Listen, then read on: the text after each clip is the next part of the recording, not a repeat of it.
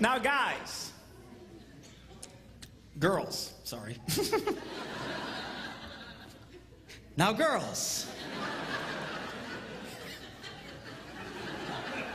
you can't forget that he gives himself huge bonus points for everything he does. So how can a woman earn huge bonus points with a man?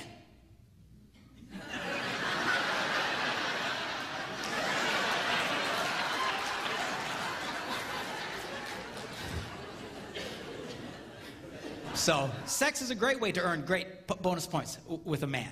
But there's another way, and that is when you believe in him.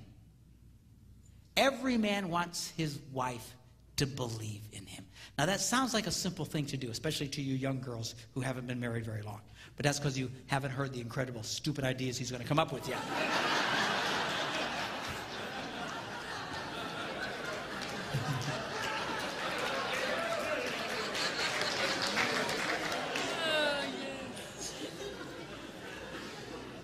And a lot of women, they feel it's their God-given responsibility to try and keep their husbands humble or something, you know, because he'll come up with this idea and they respond, "That's stupid.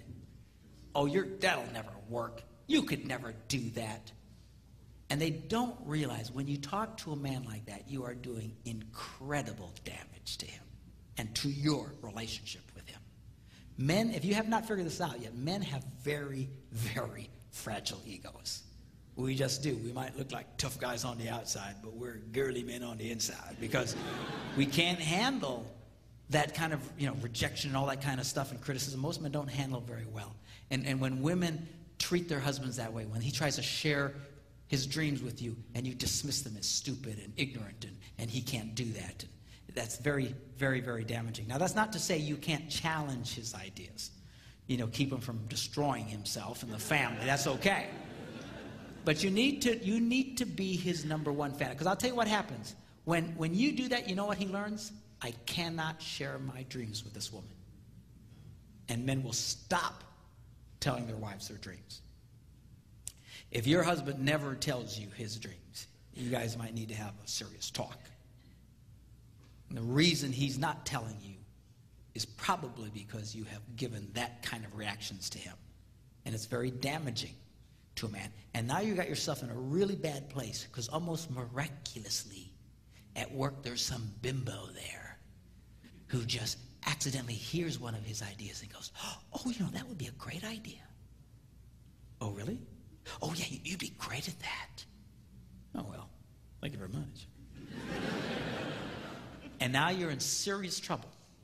You need to understand something, girls. Most affairs do not begin for sexual reasons. They begin for emotional ones. And you need to let that boy know that you are his number one fan. And it's hard for a lot of women. I'll tell you who really struggles with this. Women of professional men. Doctors, lawyers, preachers' wives. A lot of them really struggle in this. Why? Because they get so tired of hearing everybody praise their husband. "Oh, you're so great. He's so great. He must be wonderful. He must be wonderful." I've heard with my own ears a woman, as soon as they came into the door, she says, "Everybody thinks you're so smart. I know what an idiot you are." What is she thinking? She's doing God's work somehow? Everybody thinks you're so great. I know how stupid you really are. Huge damage to the relationships. You need to let that boy know you are his number one fan. And as much as I love it when people come up to me after these seminars and say, "Oh, you were great. I loved you." And I do love that because I have an ego the size of Texas. And the one that means the most to me is when that cute redhead comes up to me and says, "You did a great job today." And I know the only reason she says that is because I just said this now.